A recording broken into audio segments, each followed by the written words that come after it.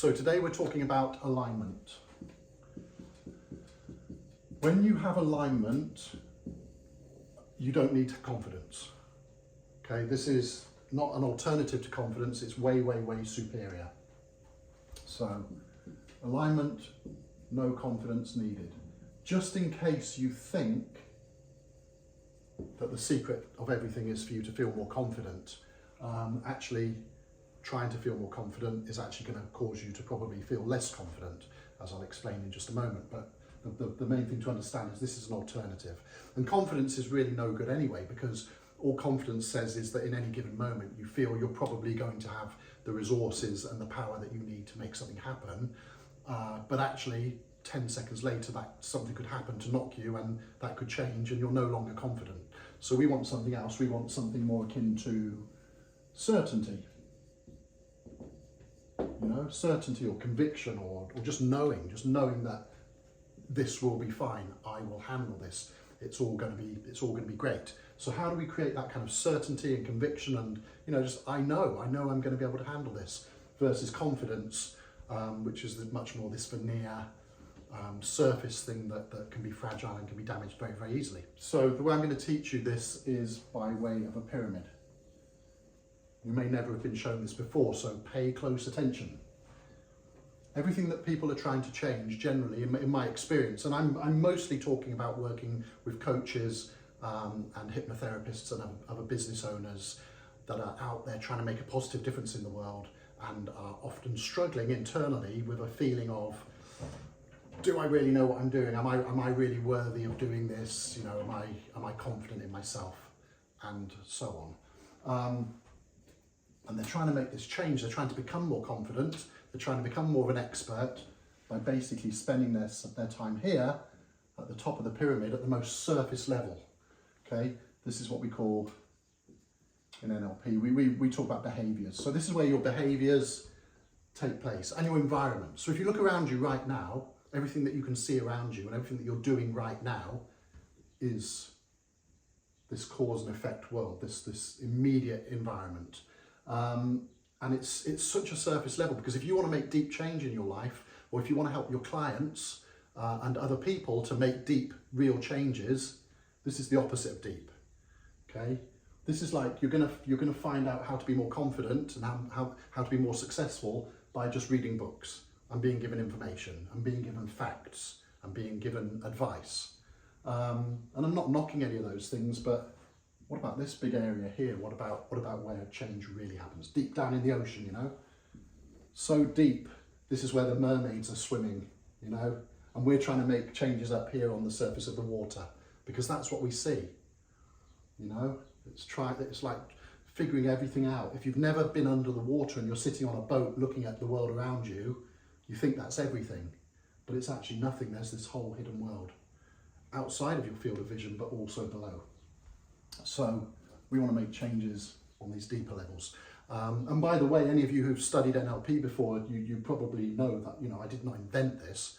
I've just developed and evolved it in a way that I think is going to give you so much value and power today, once you understand what's going on, and what's really been going on all this time for you. Because a lot of this is about affirmations, what I would call affirmations. You might think of it as suggestions, or positive thinking, or self-talk, or mental imagery, visualization, etc. But to me, it's all affirmations. If we change our affirmations on the surface level, nothing actually changes deeper. But if we change our affirmations on a deeper level, it cascades all the way up. Okay, so think about it this way. Think about fake it till you make it. Fake it till you make it, you might think is on the surface level, what we call surface structure. Just pretend you can do it, and before you know it, things will catch up. But actually, it's a terrible thing to say, because this is actually operating on a deeper structural level, deep structure. So fake it till you make it is actually tapping into your values if you're not careful. Okay, behaviors, if you do them, what's a behavior if you do it a lot? If you keep doing something, it's a habit. Okay, a bit more ingrained. Habits can be strong. But again, a habit can be broken instantly as long as you make the change on the deeper level. Whereas if you just try to change the habit by doing something 7 times or 10 times or 100 times, repetition, that's not going to change anything if the deeper change doesn't happen, okay? Bear with me on this, it's all going to come together.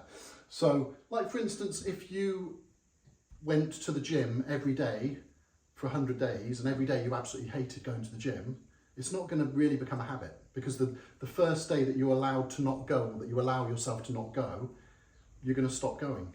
Kind of like when people go to court because they've been naughty and they've done something wrong and they're given, you know, what in England we called it community service. They had to go out and do things in the community, cleaning the streets or some such thing, picking up litter.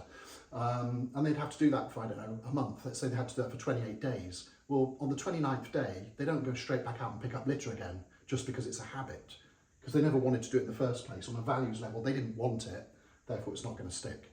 Whereas if you go and do something once or twice and you really enjoy it, let's say you find your passion in boxing or dancing or, you know, Zumba dancing or playing a particular sport. You go and do it for the first time and you're like, wow, where has this been all my life? I love this so much. You only need to do it once or twice and you'll probably do it for the rest of your life. You don't need this whole thing about if I do it 20 times it becomes a habit. Is again, it's nonsense. Fake it till you make it is nonsense, okay? Unless you're a fake person, and I don't work with fake people. So if you're here watching this video now, and if this is resonating and connecting for you, and you like this idea of being super confident without needing confidence, you're probably a very genuine person. You're probably like most of my clients and students. You want to make a positive difference in the world. You're very genuine, you're very authentic, and you want to have some fun doing it. You want to enjoy it. And you know, that's one of the problems with alignment. There's a lot of people out there, there's a lot of people out there that want to make a positive difference, but inside there's turmoil, okay? So fake it till you make it, not you know, this idea that if we just keep doing something, things will take care of themselves. Another thing I just want you to think about this just for one moment. Something called the law of dominant effect that you may have heard of. This is you, okay, being a happy person, let's say being a confident person, okay? And you're giving yourself these affirmations, you know, pictures of confidence, and I am very confident, I can do this, I know what I'm doing, you know, I've got my certificates, I've got my training, I am an expert, and we're creating that energy, that energetic vibration of being a confident person, you know, and we're doing it on this level here.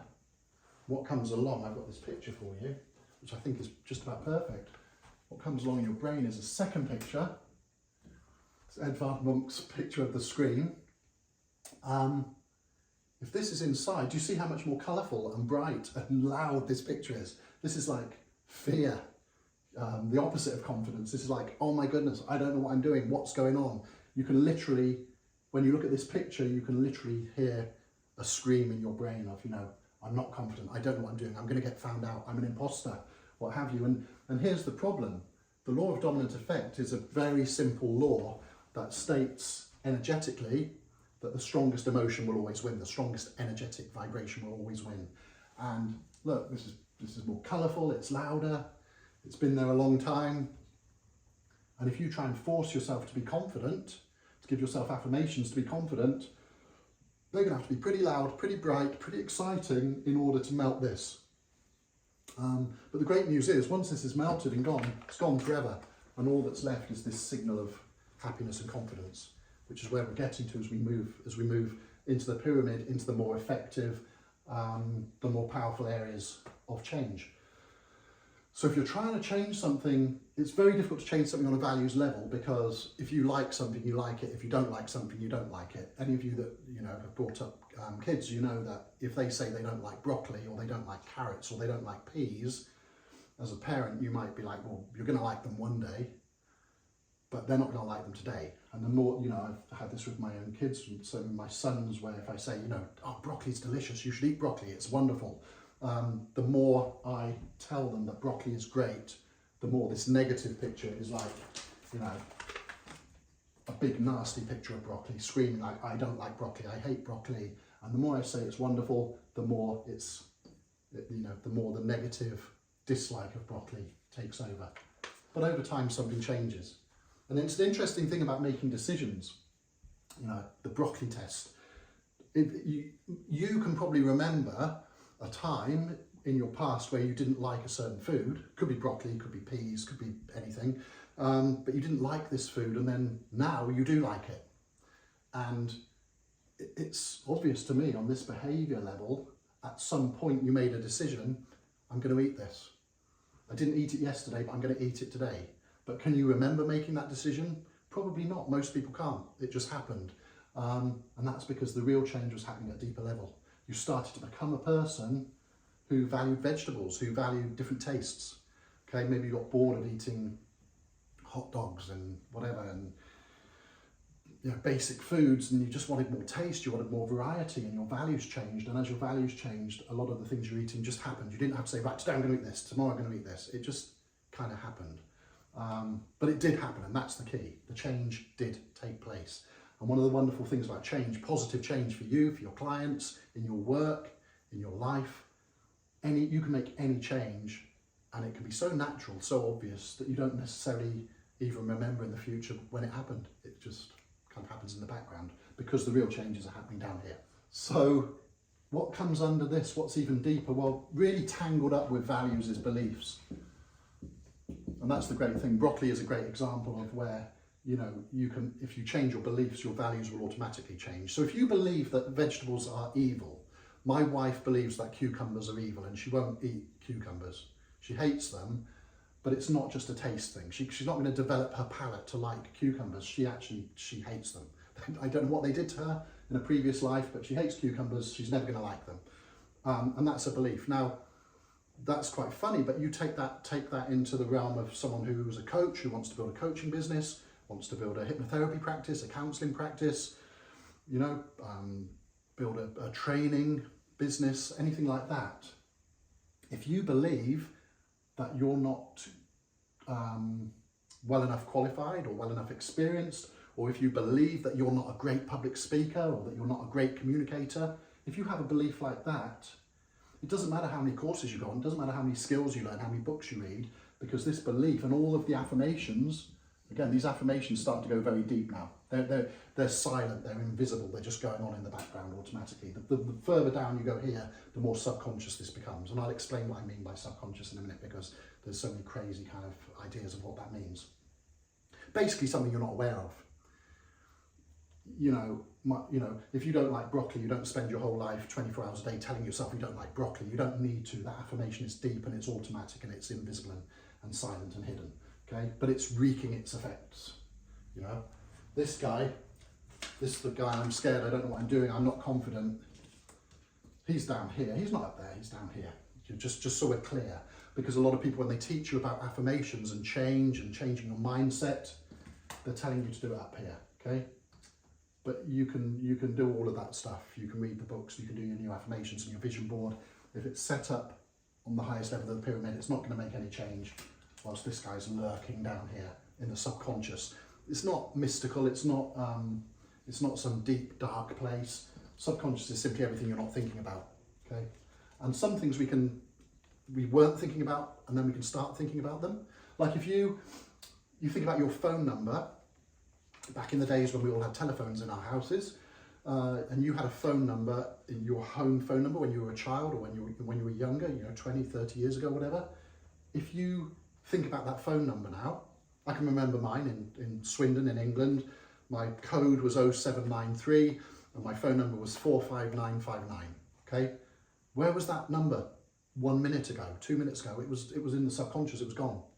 Not needed, not necessary, but I could pull that phone number out in a split second, and probably you can as well. It's no longer subconscious, it's conscious now. And if you can't think of a phone number, it just means it's gone so deep into the subconscious that it's not easy for you to just retrieve it. And that's where these things live, these gremlins, whatever you want to call them, okay? I can talk about that all day long. But this guy who's stopping you from having what you want in your immediate environment needs to be changed at this level, okay? And that's all I'm really saying there. So a belief is a tool, it's not a thing, and it's also a belief is a collection of lots and lots of different things. I mean, I'm not going to talk too much about that today, but I just want you to understand a belief isn't just this thing, like you could have surgery and the surgeon could take out a belief from your mind, It's not like that. It's a whole set of connections and associations, and a lot of our beliefs go back to when we were, basically when we were born and starting to grow and develop. We started to form some of these core beliefs that are still in there today. And a lot of your core beliefs will come from parents, early childhood friends, people you've met over the years, influential people, and they're deep and they affect. And if you've got a belief, I mean, a classic example here is when someone believes that money is a bad thing. Money is greed. Money equals greed, or money equals struggle, or money equals whatever. And then they're surprised. This goes really for the kind of people that are in our work who want to help others and make a positive difference. They often have some very warped and strange ideas about money, but they're very deep in the subconscious. But they're causing a lot of problems here. So when behaviours and environment, in your environment, if you don't have enough money, or if something's wrong there, you can spend all your time trying to change it here, but what really needs to change is energetically down here. Okay, and I hope you're seeing the connection here. What we're trying to do now, in the next few minutes, is just align this pyramid. Okay, so that all of the different what's happening at each level is aligned and has integrity. Okay, and integrity just means the wholeness. It just joins together, all the pieces join together. Because at the moment, what you're probably going to find is the misalignment's already starting to show itself. We're not even halfway in terms of how deep this goes. So what sets your belief? The thing that sets your belief is your identity. Okay. Your identity of who you are as a person. Who are you? And what kind of a person are you? And then you can say, well, what kind of beliefs does a person like that have? Okay, and what kind of values? What's important to that kind of a person? People like us. What do people like us like doing? What do people like us believe about the world? We believe and it will vary, but for some people, they believe the world's not fair, and that what's important to them as a value is they want to make the world fairer. They want to do things that make the world a better place for other people. And when they do that a lot, it becomes a habit. And then you meet this person and you're like, wow, this person really wants to make a difference. It's not coming from what they're doing, it's coming from who they are as a person. Okay, so what kind of a person are you? And this is the thing. You can spend a lifetime trying to make yourself more confident with skills and experiences and knowledge up at the top of this pyramid, but deeper down, if you don't change who you are as a person, it doesn't amount to anything. So that's the question. And I know for the longest time in my childhood growing up, my identity was probably that I wasn't very much as a person. I didn't have much to offer, I didn't have many skills, I was terrible at school. Was completely the ADHD kid at school, so I didn't do well and didn't really study, and I didn't get good results, even though I always had this feeling I could have done. And the teachers would say to me, you're not studying hard enough, you're not doing your best, you're not putting in any effort. Because they were looking at what was happening up here with results and outcomes, but actually what was really going on was, well, I'm not the kind of person that's going to do well in this school environment, so kind of went deeper down there. But that had an effect, because when you don't do well at school and people tell you, hey, you're not putting in the effort, you're lazy, you don't bother, you don't focus and concentrate. Well, that starts to affect your identity. You start to think, well, I'm pretty useless really. I don't really have much to offer. I'm not very clever. I don't have many skills. I'll probably go and work at the local factory in Swindon because that's what everybody does. Not much. University, that's for other people. Okay, that's a belief. But when you've got an identity that you're not clever, you start forming a belief that, well, I won't go to university because that's for clever people. And then what happens?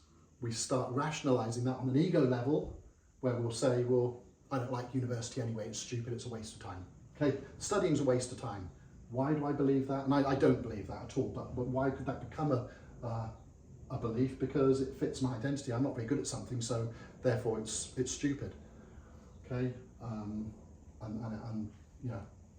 so on. So it's not going to change. Nothing's going to change. I'm not suddenly going to be knowledgeable if I don't value knowledge and if I don't believe I'm any good at it because of this identity. And what's really interesting here is that this isn't a real identity, is it? This is a learned identity.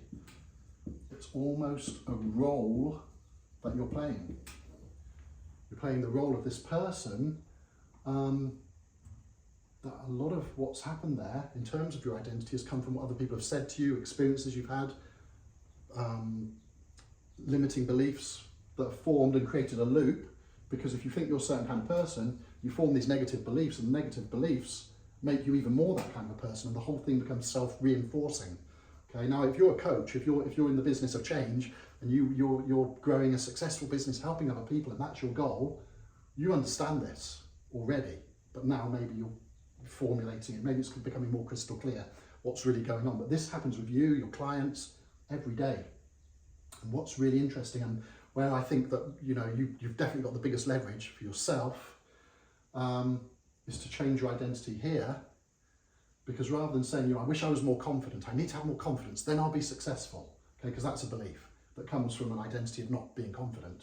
Okay, and when we make that realization, when we come to that conclusion, we go to the top and say, well, I'm going to get some books, I'm going to go on another course, I'm going to get another certificate. We just fuel the monster. We think we're fueling this happy, confident person. What we're really doing is fueling this person who's shouting, you're not good enough, you're not clever enough. We're throwing more and more coal onto the fire, to get this engine running, but it's not helping this guy at all, it's only helping this guy. Nothing's actually changing. So we've got to find this guy here and say, well, actually, he's not a bad person. I'll talk to you in another video about shadow goals and about what's really going on here and why it's actually an awesome thing, but just understand today that this guy just wants you to be safe and happy and well, and cared for and belonging and loved and all of these things. So there's nothing wrong with this guy. It's just the behaviour is like a child screaming, I'm scared, I'm not confident. Whereas this happy one, we need this to be your actual identity, okay? Because although this identity is very deep and it's a great place to look for creating positive change, it's not the deepest level at all. Why? Because it's fabricated. It's not real. There's elements of reality in there. I know you look in the mirror and you say, hey, it's me. That's me looking back at myself.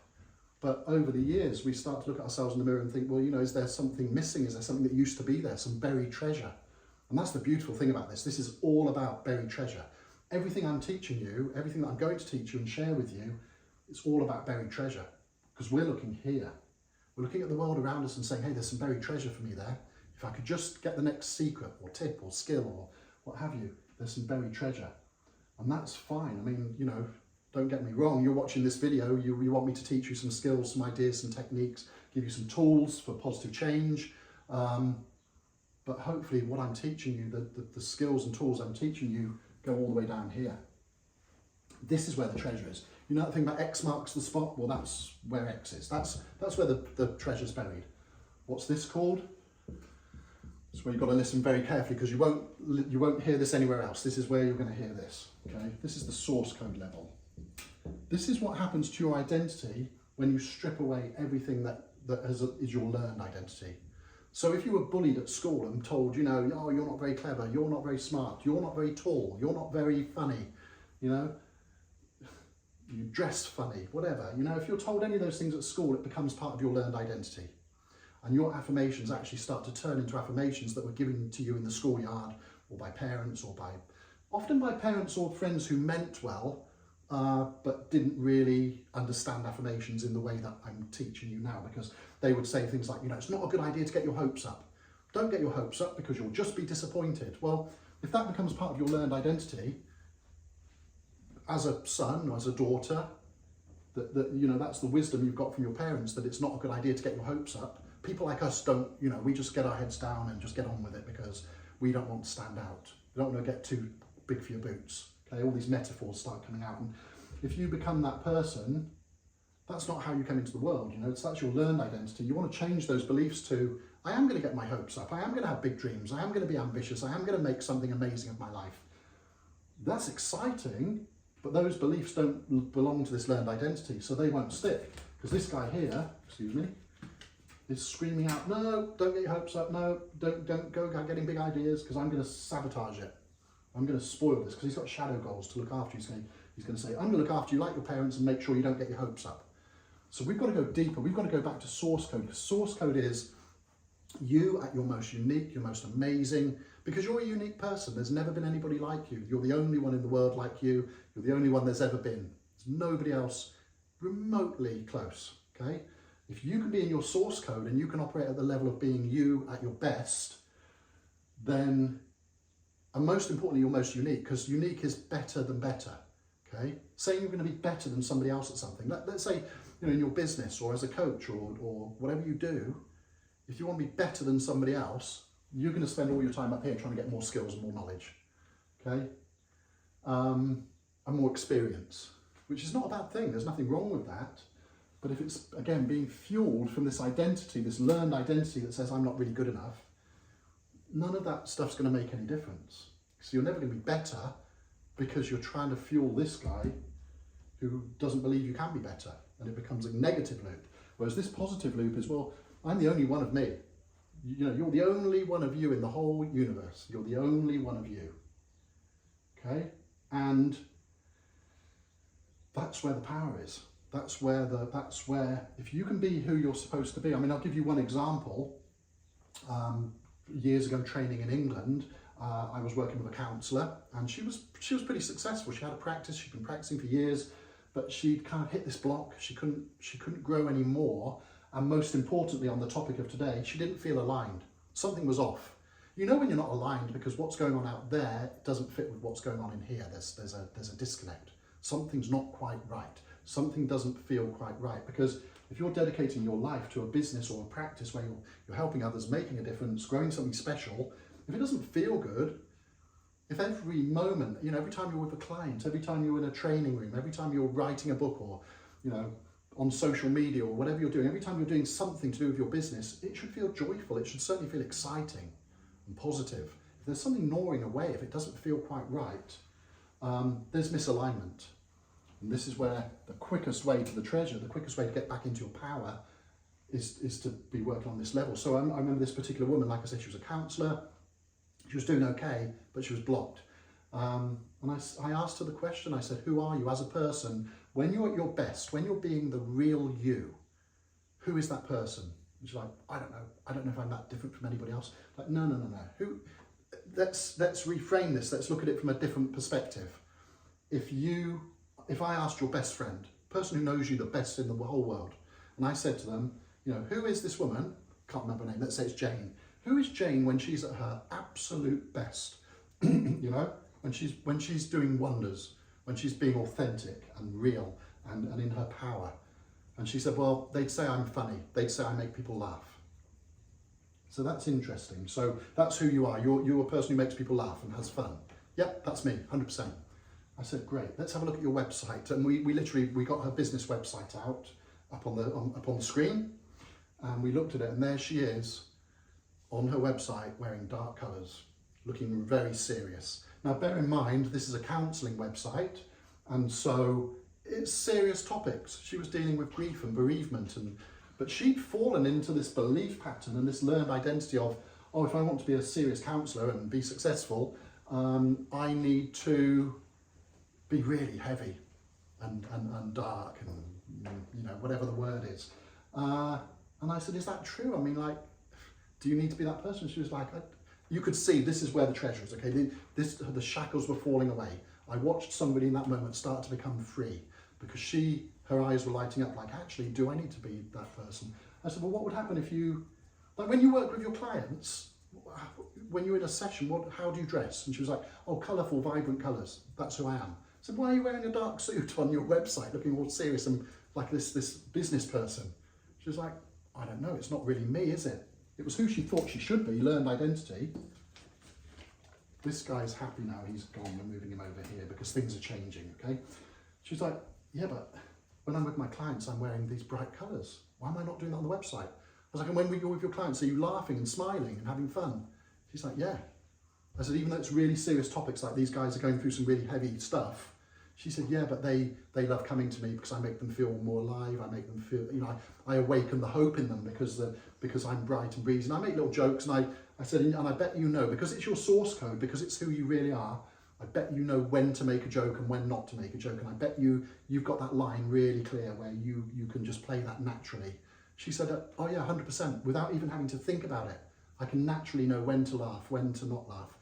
And my clients love me for that. And I said, well, on your website, this is not who you're being. And in your marketing and how you're showing yourself to the world, this is misaligned. You're showing them this serious, professional, serious, very heavy person in terms of the energy. But your energy is light and friendly and funny and jovial, and That's how you're healing people. That's how you're making a positive difference for others, because your source code is linking to their source code and you're showing them their treasure. But there you are in your marketing, showing this other person who's fake, because you're faking it till you make it. And she was like, yeah, that's exactly what's happening, and I don't want to be that. I want to be the real me. Because when your source code unleashes, you go back to your real identity of who you really are. And when you are who you really are, your beliefs change, everything gets more exciting in terms of values. You want this. This is what I want. This is who I want to be. This is the way I want to make changes in the world. And you develop new habits. And then what happens is you look around you in the world on this current, cause and effect world, this world around you. You look around right now, and what you see and what you experience and what's going on, the conversations, the people, they all start to change. And this world around you becomes exactly what you wanted it to be in the first place, because you were too busy trying to change this when all you really needed to do is to get back to who you truly are, and the rest of your life starts to take care of itself. And that's why, if you think about it, if you become this person and you live in this world, you don't need to become more confident. Why do you need to become more confident? That's who you are, and it just cascades all the way back up. And that's the magic of making change at the correct level and not at the surface level.